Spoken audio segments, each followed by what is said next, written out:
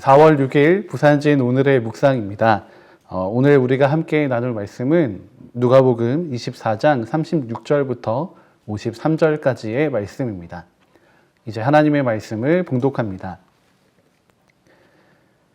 이 말을 할 때에 예수께서 친히 그들 가운데 서서 이르시되 너희에게 평강이 있을지어다 하시니 그들이 놀라고 무서워하여 그 보는 것을 영으로 생각하는지라. 예수께서 이르시되 어찌하여 두려워하며 어찌하여 마음에 의심이 일어나느냐. 내 손과 발을 보고 나인 줄 알라. 또 나를 만져보라. 영은 살과 뼈가 없으되 너희 보는 바와 같이 나는 있느니라. 이 말씀을 하시고 손과 발을 보이시나 그들이 너무 기쁨으로 아직도 믿지 못하고 놀랍게 여길 때에 이르시되 여기 무슨 먹을 것이 있느냐 하시니 이에 구운 생선 한 토막을 드리니 받으사 그 앞에서 잡수시더라. 또 이르시되 내가 너희와 함께 있을 때에 너희에게 말한 바 곧 모세의 율법과 선지자의 글과 시편에 나를 가리켜 기록된 모든 것이 이루어져야 하리라 한 말이 이것이라 하시고 이에 그들의 마음을 열어 성경을 깨닫게 하시고 또 이르시되 이같이 그리스도가 고난을 받고 제3일에 죽은 자 가운데서 살아날 것과 또 그의 이름으로 죄사함을 받는 회개가 예루살렘에서 시작하여 모든 족속에게 전파될 것이 기록되었으니 너희는 이 모든 일의 증인이라. 볼지어다 내가 내 아버지께서 약속하신 것을 너희에게 보내리니 너희는 위로부터 능력으로 입혀질 때까지 이 성에 머물라 하시니라.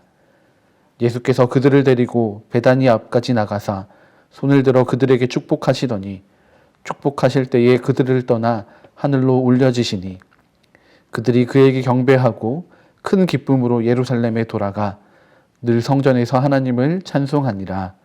아멘. 오늘 말씀 가운데에서 제자들은 부활하신 주님을 만나게 됩니다.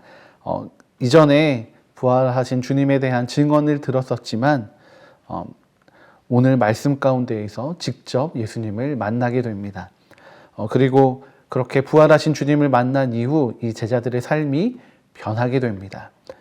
과연 부활하신 주님을 만난 이 제자들의 이전의 삶은 어땠고 또 변화된 삶은 어떠하며 또 우리는 어떻게 살아가야 할지를 우리가 함께 살펴보기를 원합니다.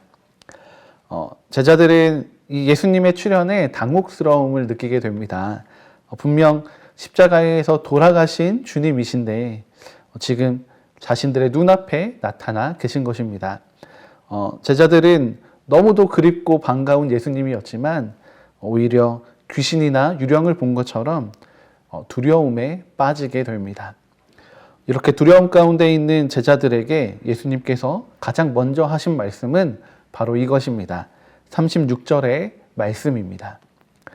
이 말을 할 때에 예수께서 친히 그들 가운데 서서 이르시되 너희에게 평강이 있을지어다 하시니 아멘. 예수님께서는 제자들에게 너희에게 평강이 있을지어다 라고 말씀하십니다. 굉장히 격식을 갖추고 인사하시는 것처럼 한글 성경에 느낌이 있습니다. 하지만 원어적인 느낌은 정말 가벼운 인사말입니다. 우리가 잘 알고 있는 히브리 인사인 샬롬의 헬라어 번역입니다. 부활하신 예수님은 제자들에게 특별할 것 없는 정말 일상적인 인사를 건네시면서 제자들의 삶의 자리에 찾아가셨습니다. 제자들이 모여서 기도하고 있는 순간도 아니었고 또 하나님을 찬양하는 자리도 아니었습니다. 어떤 특별한 순간이 아니라 정말 제자들의 일상적인 삶의 순간에 그 자리로 찾아가신 것입니다. 예수님께서 제자들의 삶에 찾아가셨듯이 오늘 우리의 삶의 자리에도 찾아오십니다. 그리고 예수님은 오늘도 우리의 삶의 자리에 찾아오셔서 우리에게도 샬롬의 인사를 건네십니다. 이 샬롬의 인사는 하나님의 평화와 평안을 선포하는 것입니다. 예수님께서 십자가에서 이루신 사역은 하나님과 죄인들 사이에 다시금 평화를 이루신 사역입니다. 그래서 예수님께서 이 땅에 참 평안이 되시고 참 평화가 되심을 나타내신 것입니다. 부활하신 예수님께서 그 십자가에서 이루신 그 평화의 인사를 제자들에게 가장 먼저 전달하셨고, 또 그 평화의 인사는 제자들의 두려움을 사라지게 만들었습니다. 우리 주님께서는 이 평화의 인사를 우리에게도 전달하고자 하십니다. 세상이 말하는 평화는 임시적이고 불완전합니다. 조금이라도 다른 변수가 있으면 쉽게 깨져버리고 맙니다.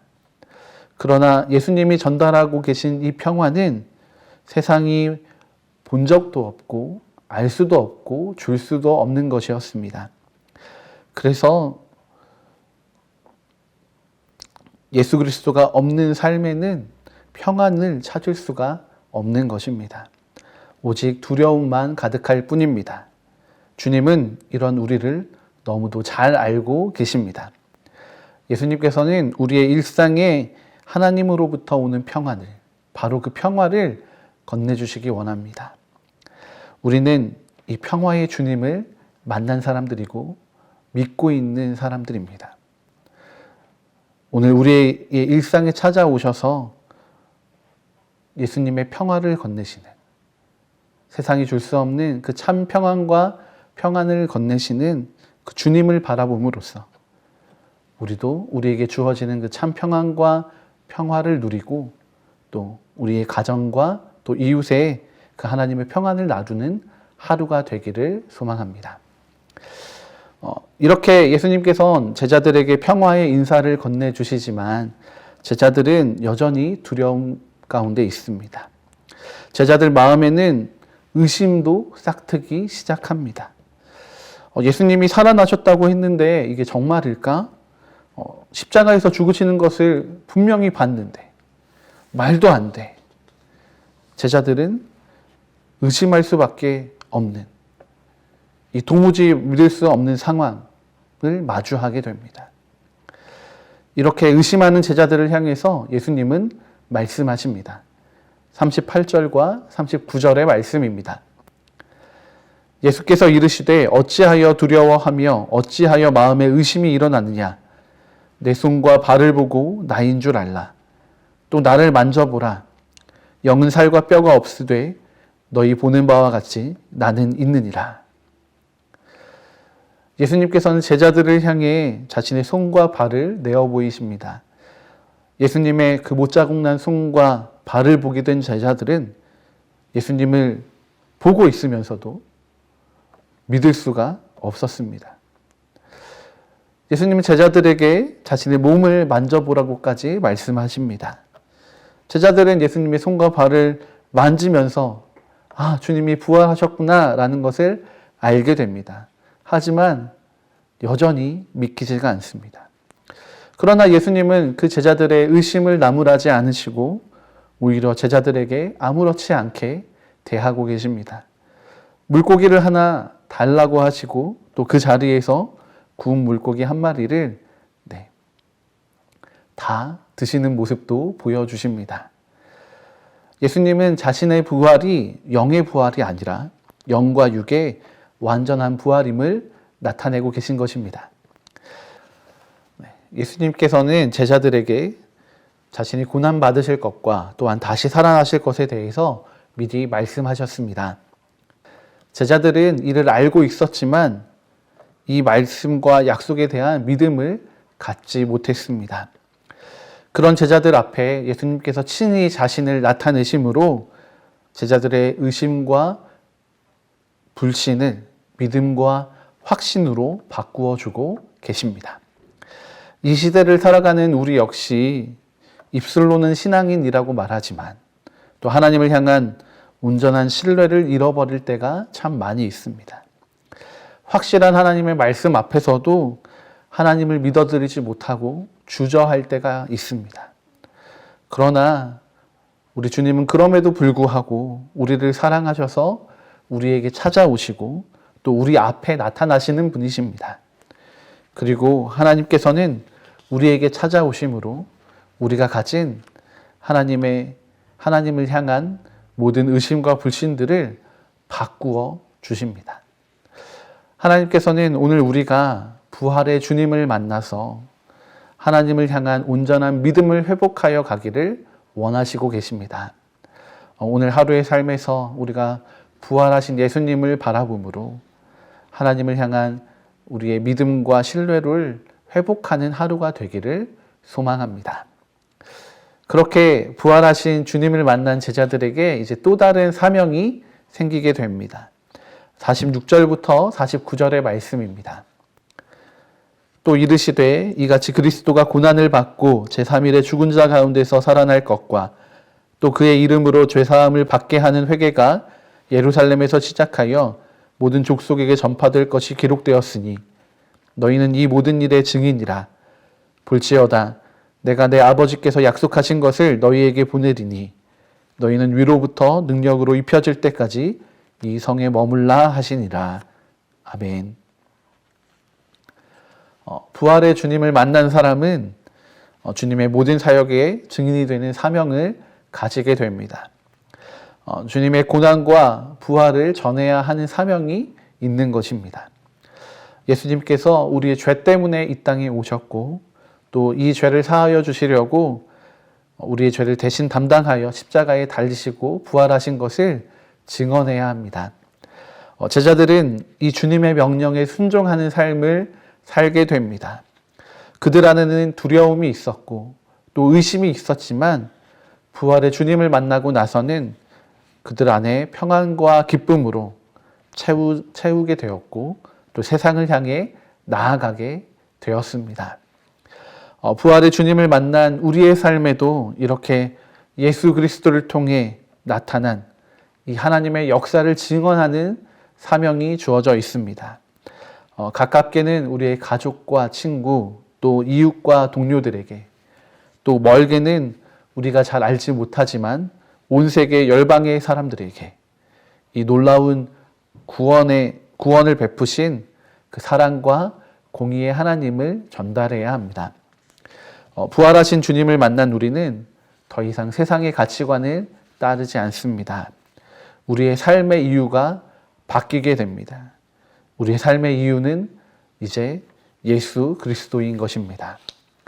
오늘 하루에 성령의 충만한 임재 가운데에서 다시금 우리를 향한, 나를 향한 그 사명의 자리를 확인하게 되고 또 그곳에서 만나는 사람들에게 하나님의 사랑을 전달하는 그 놀라운 은혜가 우리에게 있기를 또한 소망합니다.